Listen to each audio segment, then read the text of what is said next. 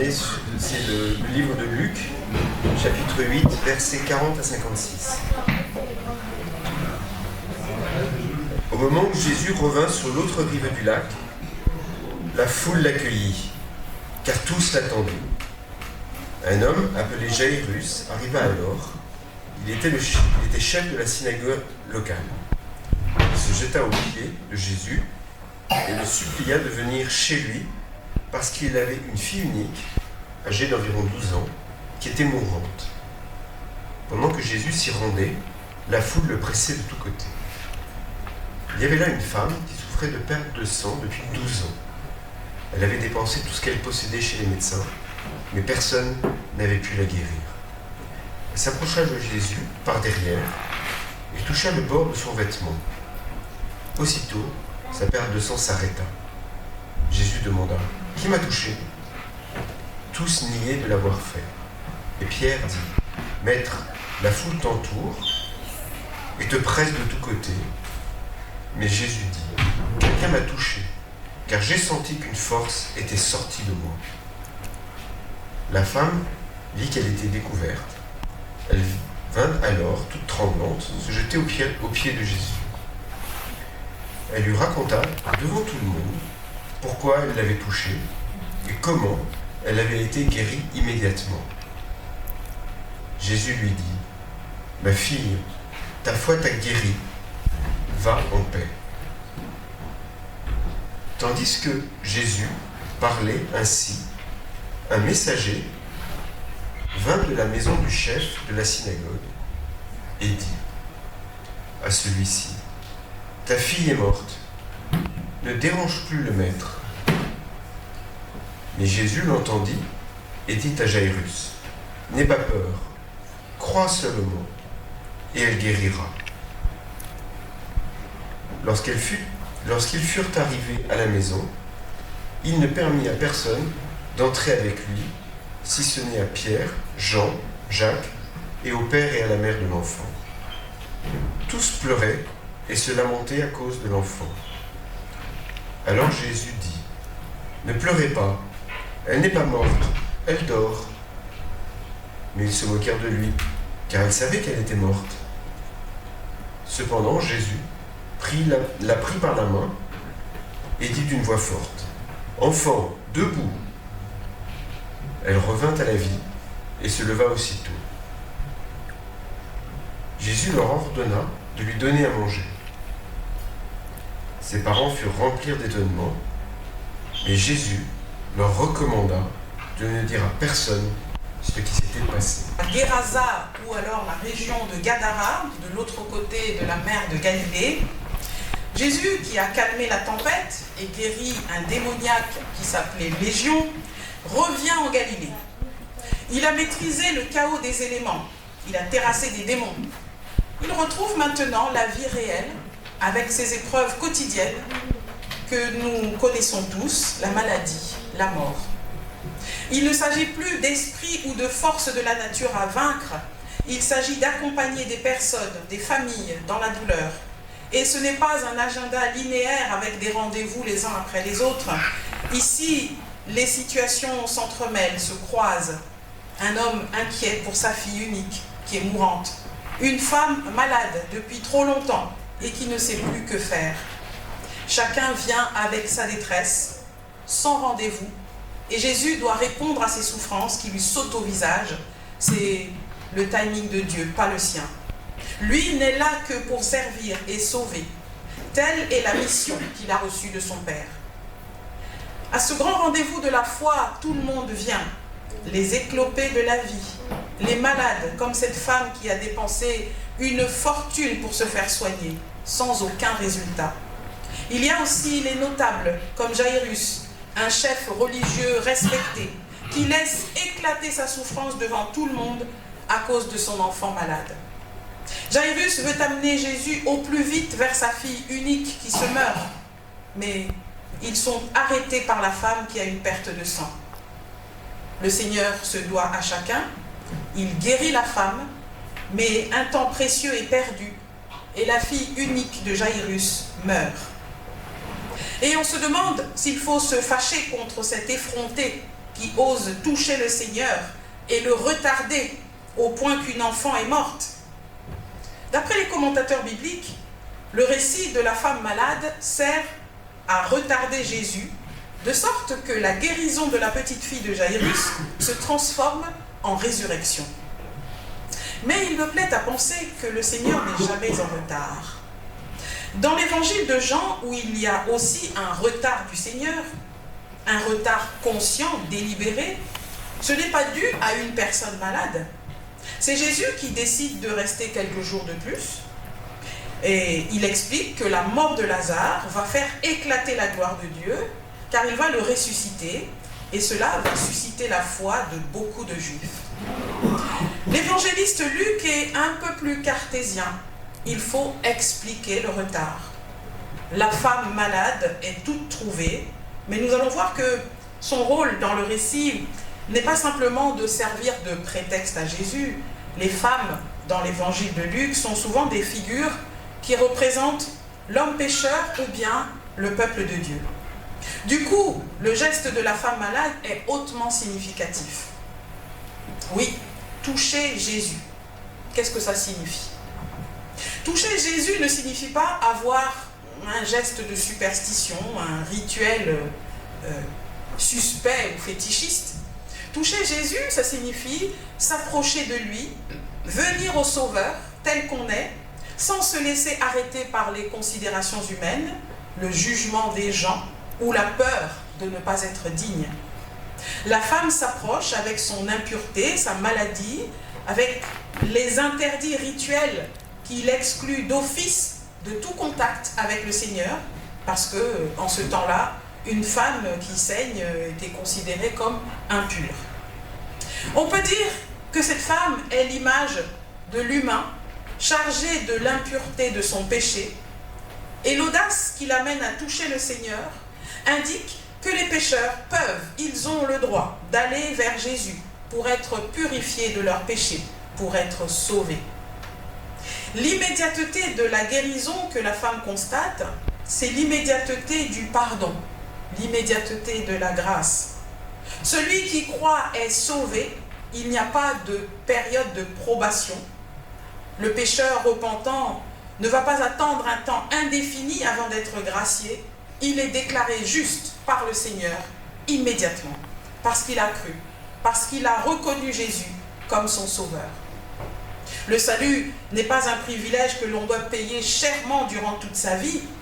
La femme a dépensé tout son argent pour se faire soigner sans aucun résultat. Et voici qu'elle est guérie par Jésus en un instant, sans rien dépenser. Ça veut dire que le salut, c'est le don gratuit de Dieu. La résurrection de la fille de Jairus pose la question de la mort, présentée comme un sommeil. Elle n'est pas morte, elle dort, dit Jésus.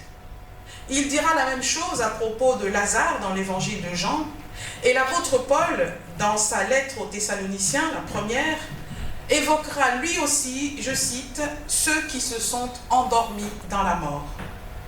Et on peut penser que cette conception de la mort, c'est une forme de déni face à une réalité trop choquante, mais peut-être qu'au-delà du déni, cette conception de la mort est fondée sur une espérance. Elle est bâtie sur le fondement de la foi en Dieu, qui est le créateur de toute vie, et qui peut donc redonner vie à ce qui est mort. Parler de la fillette qui est morte comme de quelqu'un qui dort, c'est la promesse qu'elle va se réveiller. C'est donc une façon d'annoncer la résurrection. L'un des verbes pour dire la résurrection dans le texte, egeiro, signifie justement réveiller, être réveillé. En tout cas, ce récit qui vient tout de suite après la tempête apaisée et la guérison du démoniaque de Guérasa constitue une affirmation forte sur le Christ, une affirmation de foi, évidemment. Il est le Christ qui a traversé la mort et a vaincu les puissances des ténèbres pour ramener à la vie les pécheurs. Bien sûr, la mort n'est pas forcément liée aux péchés qu'on a commis. Il faut vraiment se libérer de ce genre de pensées si on les a. On meurt pas forcément parce qu'on a péché contre Dieu, on meurt de maladie, enfin notre quotidien nous le montre bien, on meurt de vieillesse, on meurt de toutes sortes de causes, et non pas parce qu'on a fait des choses horribles que Dieu nous fait payer. La fille de Jaïrus et la femme malade n'ont rien fait pour mériter le triste sort qu'elles ont eu pendant 12 ans pour l'une et à 12 ans pour l'autre. Il me semble que l'arrière-plan de ce récit, c'est le Christ mort et ressuscité. Le Christ comme Seigneur de la vie, à travers ces deux figures féminines qui sont rendues à la vie, la plus âgée comme la plus jeune, celle qui est considérée comme innocente parce que c'est encore une enfant, et celle qui pourrait être vue comme une pécheresse parce qu'elle est adulte et on considère qu'elle a vécu. D'ailleurs, c'est intéressant de noter que Jésus ne juge jamais ceux qui viennent à lui. Qu'on ait péché ou pas, le Seigneur accueille et guérit. Il est venu donner la vie à tous. Christ est le Sauveur qui viendra au dernier jour pour nous réveiller du sommeil de la mort. Il saisit nos mains tremblantes et nous remet debout, comme la petite fille. Il nous relève de toutes les formes de mort que nous connaissons en ce monde. On peut aussi se demander pourquoi la femme doit dire devant tout le monde ce qu'elle a fait et comment elle a été guérie, alors que pour la petite fille de Jaïrus, Jésus ordonne de ne pas en parler. Peut-être que c'est parce que Jésus ne veut pas exposer la femme ou l'acculer publiquement. En fait, il la réhabilite socialement et religieusement en l'obligeant à déclarer sa guérison devant tous. La fille de Jaïrus n'a pas ce problème. Jésus appuie la réhabilitation de la femme en l'appelant « ma fille » et en reconnaissant sa foi. Ainsi, la femme retrouve sa place dans la communauté des croyants. Elle n'est plus la pestiférée, elle est la fille de Dieu. Deuxième raison pour laquelle l'une dit tout et l'autre doit se taire, la grâce de Dieu qui relève et rend la vie doit faire l'objet de témoignages et non pas de publicité tapageuse, notamment quand un enfant est concerné. Dans le cas de la femme, le témoignage est nécessaire pour qu'elle retrouve une vie normale où elle ne sera plus exclue. Dans le cas de la fillette, ce problème ne se pose pas et ce n'est pas l'unique fois où Jésus demande de ne rien dire à personne. Quand il guérit le lépreux, c'est toujours dans l'évangile de Luc, au chapitre 5, ou encore quand Pierre déclare qu'il est le Christ, Luc 9, Jésus demande aussi de ne rien dire. Pas de m'as-tu vu, mais juste le témoignage humble. La fille de Jaïrus n'a pas besoin de publicité. Elle a besoin d'être nourrie dans la foi, alimentée par la parole sainte. C'est ainsi qu'on peut comprendre l'ordre de lui donner à manger. Ceux qui naissent à la vie nouvelle, comme la fille de Jaïrus, la résurrection peut être entendue comme une métaphore de la nouvelle naissance, ceux qui naissent à la vie nouvelle doivent être nourris par l'enseignement de la parole pour les affermir dans la foi, tandis que ceux qui ont déjà la foi, comme la femme guérie, doivent juste témoigner. Voyez, ce texte nous enseigne que chaque personne est importante pour le Seigneur. Et je crois que ça, c'est vraiment l'une des pointes de ce texte. Chaque personne est importante pour le Seigneur. Dans la Bible, lorsque les noms et les statuts des personnes sont mentionnés, en général, c'est pour signifier une chose importante pour la compréhension du texte. Il y a une femme du peuple dont on ne sait pas de qui elle est la fille. Et il y a la fillette malade dont on sait qui est le père. Et à notre plus grand étonnement, la fille du peuple dont on ne sait pas qui elle est, elle passe devant la fille du notable, elle est guérie en premier, le notable était arrivé en premier quand même, hein. Et bien voilà, la fille du peuple est guérie en premier et Jésus s'arrête pour elle. Pour cette femme, la puissance du Christ est convoquée, pratiquement extraite de son corps. servi, dispensé avec une extrême diligence. Dès qu'elle touche Jésus, la femme ressent dans son corps qu'elle est guérie. Immédiateté de la puissance divine.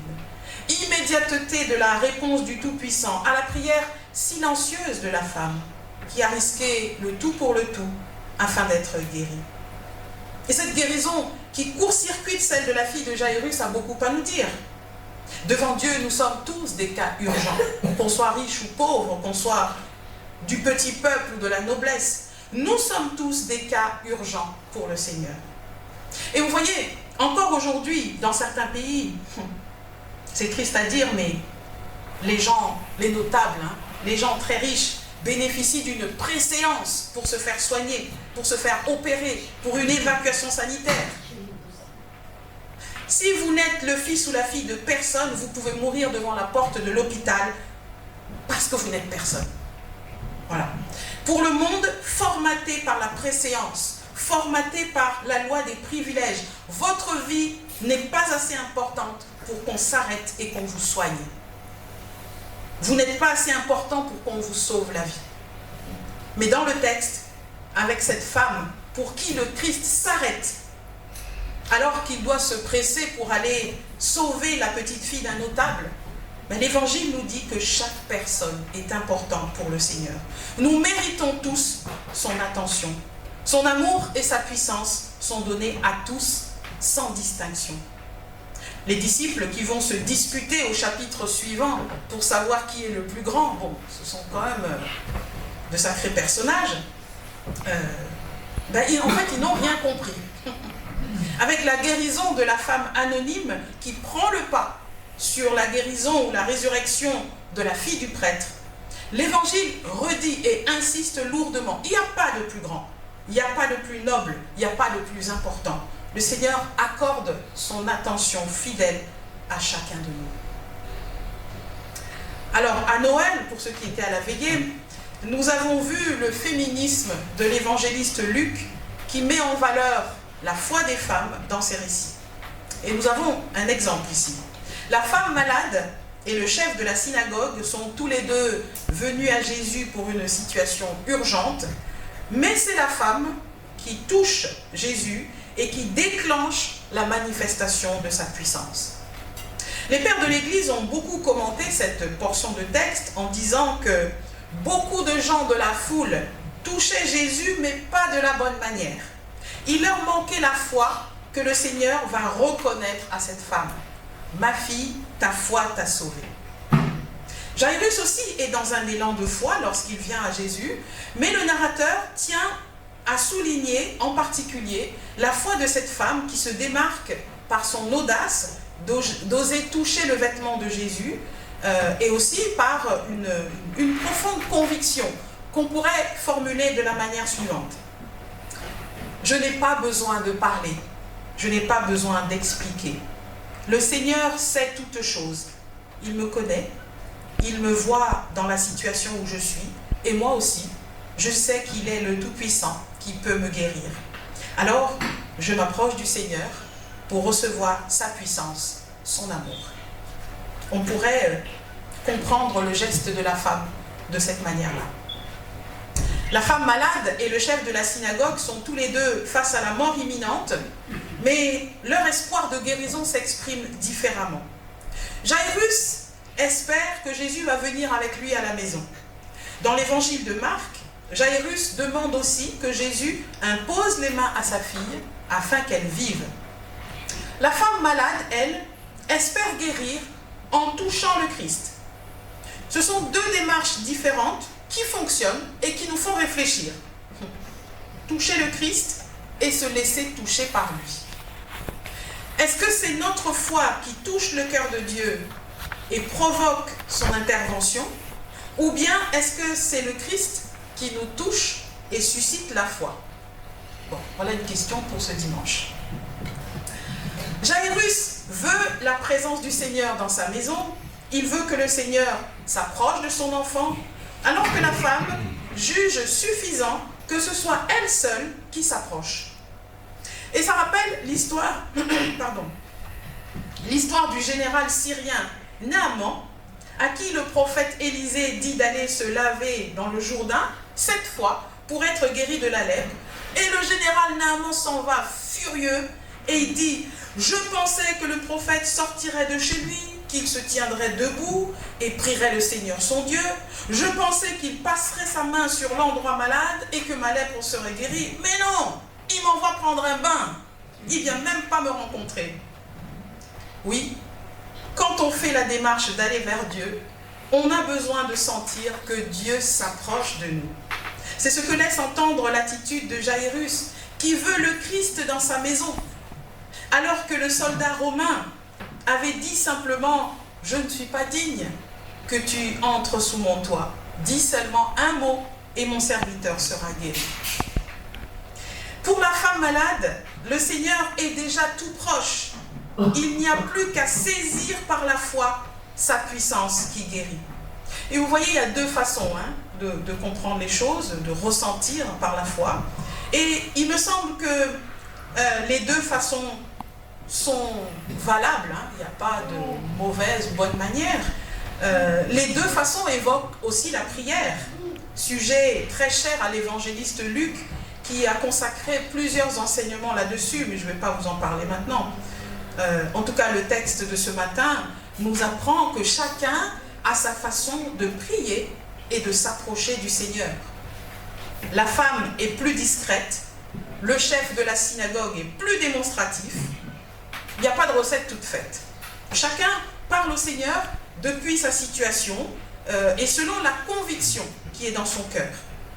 Ce que le texte nous apprend aussi d'intéressant, c'est qu'on peut prier Dieu pour tous les sujets, dans toutes les situations, même quand on nous dit que c'est trop tard, puisque les serviteurs viennent dire « n'embête plus Jésus, elle est morte ».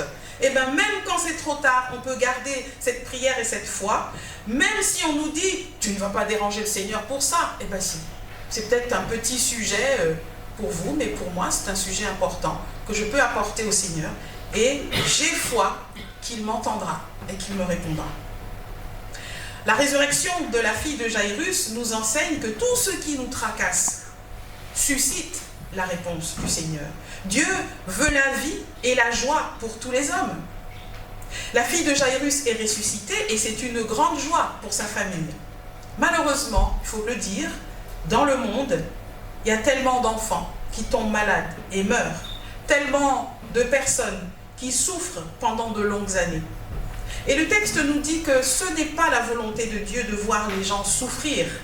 Dieu veut consoler, Dieu veut nous rendre la joie. Pour terminer, puisque Dieu ne nous juge pas et que chacun peut s'approcher de lui à sa manière, ne nous jugeons pas non plus dans l'Église, que personne ne se sente exclu ou impur ou plus pécheur que les autres. À chacun de nous, qui que nous soyons, le Seigneur dit « ma fille, mon fils, mon enfant bien-aimé ». Cette histoire de l'enfant ressuscité et de la femme qui est reconnue comme fille du Seigneur nous apprend à prier Dieu comme notre Père, comme le Papa, à qui on peut tout dire avec nos mots, avec nos supplications, avec nos silences aussi, parce que Dieu entend l'expression de notre prière, quelle que soit la forme. Dieu reconnaît notre foi, même si elle s'exprime de façon déroutante et inattendue pour les autres. Tant que c'est notre façon à nous de dire la confiance que nous avons placée en Dieu, eh bien cela représente la foi authentique que le Seigneur reconnaît et apprécie. Comme disait quelqu'un, c'est déjà pas facile de rester soi-même. Alors allons-nous essayer de ressembler à quelqu'un d'autre pour vivre notre foi, Non. Soyons nous-mêmes devant Dieu. Soyons nous-mêmes dans la prière. Soyons libérés des préjugés et des étiquettes, comme Jairus et la femme. Approchons-nous du Seigneur avec notre sincérité, et cela suffit. Et le Seigneur nous entendra. Amen.